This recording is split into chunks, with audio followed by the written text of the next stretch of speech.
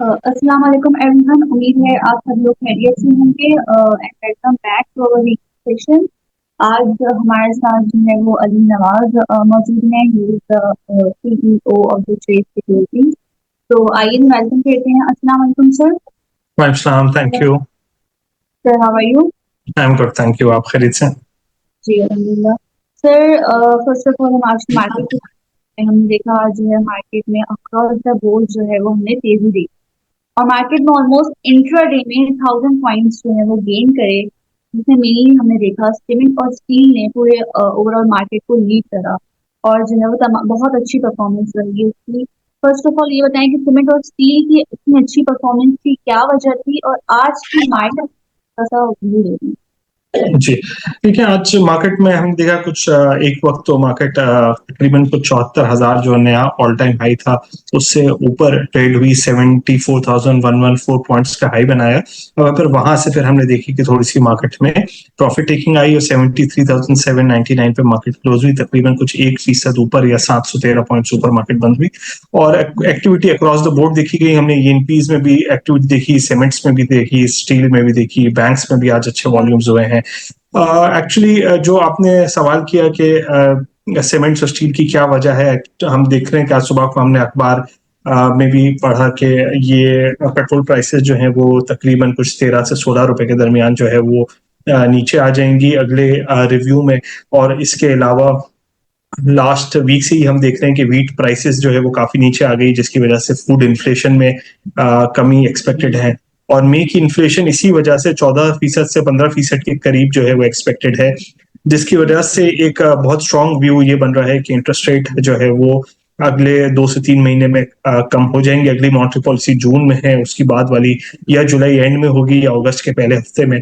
तो अगले 2 से 3%, 2 से 3 महीनों में 2 से 3% इंटरेस्ट रेट्स जो है वो नीचे आना एक्सपेक्टेड है, जिसकी वजह से वो सेक्टर्स जिसको हम सिक्लिकल सेक्टर्स कहते हैं, सीमेंट, स्टील, ऑटोज, इनमें हम देख रहे हैं कि एक्टिविटी जो है वो इन्वेस्टर्स की एकुमुलेशन हो रही है।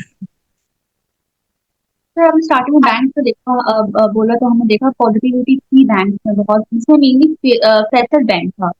तो क्या वजह है इसकी इतनी अच्छी परफॉर्मेंस की?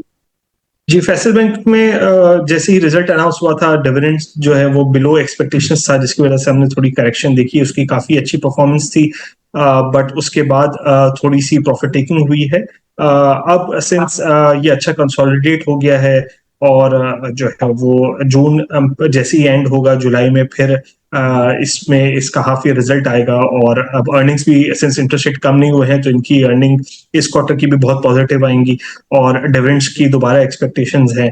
तो आई थिंक अच्छा ग्रोथ वाला बैंक है और करेक्ट होकर जो है वो ट्रेड कर रहा है, तो इन्वेस्टर्स का इंटरेस्ट इसमें दोबारा से जो है वो आ गया है। तो ऑयल एंड गैस सेक्टर की बात करते हैं। हमने देखा कि सबसे ज्यादा जो है पॉइंट कंट्रीब्यूशन पीओएल ने पाकिस्तान ऑयल फील्ड लिमिटेड की तरफ से रही। तो पीओएल के से आपका क्या व्यू है और इसकी इतनी अच्छी एक्टिविटी जो हमने देखी कि तो उसकी क्या वजह रही है? देखिए, वो सारे स्टॉक्स जिनकी डिविडेंड यील्ड्स 18 से 20% के करीब है वो री रेट हो रहे हैं, क्योंकि इंटरेस्ट रेट्स नीचे आना एक्सपेक्टेड है। तो जो स्टॉक्स अच्छी डिविडेंड यील्ड्स दे रहे हैं और कंटिन्यूसली कंसिस्टेंटली देते हैं, उनमें एक्यूमुलेशन हो रही है। पाको इस हवाले से कुछ लास्ट कुछ दिनों से परफॉर्म नहीं किया था। ये हाफ ईयर में इसका 20 रुपए डिविडेंड और फुल ईयर में 70 से 80 रुपए डिविडेंड, तो 450 रुपए पर अगर आपको 100 रुपए का डिविडेंड इस साल एक्सपेक्टेशंस हैं, तो 18 से 19% की इसमें डिविडेंड यील्ड है। तो ये वजह बनी कि इसमें जो है वो फिर एक्यूमुलेशन देखी गई और जो है वो इस वजह से आज अपर कैप भी लगा और जो है वो एक्सपेक्टेशन इसमें ये है कि जुलाई में एक अच्छा डिविडेंड हम देखेंगे इसमें। सर हम ये देख रहे हैं कि फर्टिलाइजर सेक्टर में प्रीवियस कुछ सेशन से सेलिंग सेलिंग आ रही है। हमने जो है वो आज भी इसमें रेंज बाउंड बेयर्स सेशन देखा, इन स्टॉक्स में विटनेस किया। तो ओवरऑल फर्टिलाइजर सेक्टर की अगर बात की जाए तो उसके हवाले से आपका क्या व्यू है और आप क्या सजेस्ट करेंगे कि ट्रेडर्स को एक्यूमुलेट करना चाहिए? देखिए, फर्टिलाइजर सेक्टर भी वो सेक्टर है जिसकी डिविडेंड यील्ड्स जो है वो काफी अच्छी है। और हमने देखा कि इनकी भी पिछले कुछ महीनों में काफी अच्छी प्राइस परफॉर्मेंस थी। तकरीबन कुछ 50% से ऊपर जो है वो ईफर्ट, एफएफसी और एफएफबीएल ने रिटर्न दिए हैं पिछले 6 महीने में, डिविडेंड इंक्लूडेड। तो उसमें अब इस लेवल्स पे थोड़ी सी कंसोलिडेशन देखी जा रही है, लेकिन हम देख रहे हैं कि ईफर्ट ने पिछले क्वार्टर में अबव एक्सपेक्टेशन डिविडेंड दिया 8 रुपए का, और आगे भी एक्सपेक्टेशंस ये है कि डिविडेंड इसका पूरे साल का 28 से 32 रुपए के दरमियान होगा। तो ये यहाँ पर भी जो है वो काफी अट्रैक्टिव लेवल्स पे ट्रेड कर रहा है। और यस, मैं इन लेवल्स पे भी फर्टिलाइजर्स में जो है वो एक्यूमुलेशन रेकमेंड करूंगा। और मैं इन्वेस्टर्स से ये कहता हूँ कि जब भी फर्टिलाइजर सेक्टर की बात आती है तो ईफर्ट, एफएफबीएल और एफएफसी पर फोकस होता है, बट अब जो है वो प्रोस्पेक्ट्स, फातमा और एग्रीटेक के भी बहुत अच्छे हैं। ये भी फर्टिलाइजर कंपनीज है, इनको भी अब गैस जो है वो कंसिस्टेंट मिल रही है, और सिंस ये गैस, इनकी भी प्रोडक्शन लेवल्स बढ़ेंगे तो इनकी अर्निंग्स भी इस साल की काफी अच्छी एक्सपेक्टेशंस है। तो मैं इन्वेस्टर्स को रेकमेंड करता हूँ कि वो फातमा और एजीएल में भी जरूर रिकमेंडेशन करें।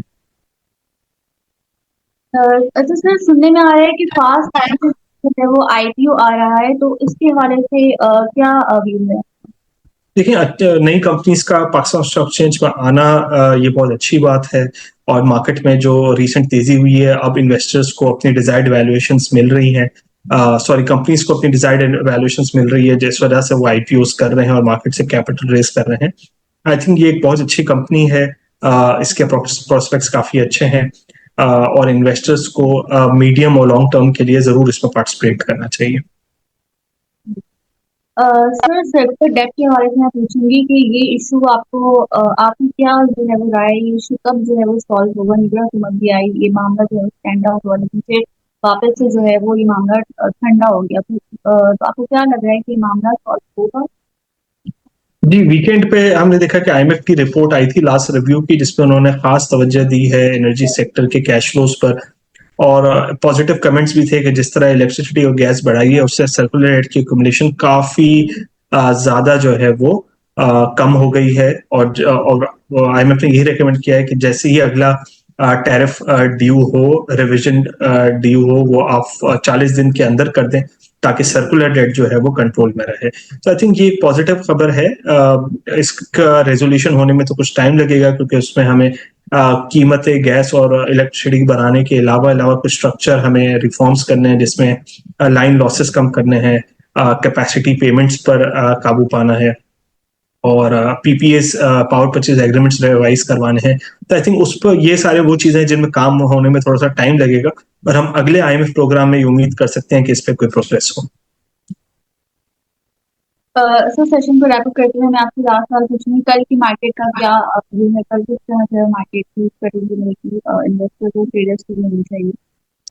जी देखिए, हम मार्केट में बैक टू बैक कुछ पॉजिटिव सेशंस देख रहे हैं, पॉजिटिव खबरें भी हैं, बट मैं ये रेकमेंड ये करता हूं कि जरा इन्वेस्टर्स अपनी पोजीशंस को कंट्रोल करते हुए चलें। इन लेवल्स पर करेक्शंस नॉर्मल होती हैं, मार्केटिंग के प्रोस्पेक्ट अभी भी अच्छे लग रहे हैं, लेकिन आगे हम आईएमएफ के टैक्स लगाने का मुतालबात, बजट, इस तरह की खबरें आगे एक्सपेक्टेड है, तो कहीं ऐसा ना हो कि मार्केट थोड़ी कंसोलिडेशन फेस में आ जाए। मेरा व्यू ये है कि ओवरऑल मार्केट के प्रोस्पेक्ट्स अच्छे लग रहे हैं, पर शॉर्ट टर्म में हम एक करेक्शन भी देख सकते हैं, तो जरा से अपने पोर्टफोलियो जो है वो मैनेज करते हुए चलें।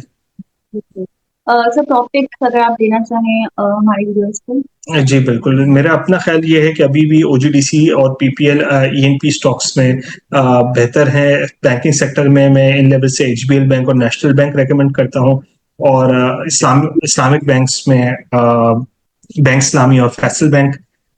फर्टिलाइजर सेक्टर में मैं ईफर्ट, फातमा और एग्रीटेक रेकमेंड कर रहा हूँ, और एफएफबीएल। सीमेंट्स में I think DG Khan, maple leaf और फौजी सीमेंट, ये अभी भी अपने रैली कंटिन्यू कर सकते हैं। Thank you so much sir, हम सेशन को रैप अप करते हैं, और जो है वो आप जो है वो अपना कीमती वक्त दिया, थैंक यू सो मच। आपका सेशन जो है वो काफी इंफॉर्मेटिव रहा। आगे आने सेशन में आपको ट्रेन राइट करेंगे। Thank you, thank you.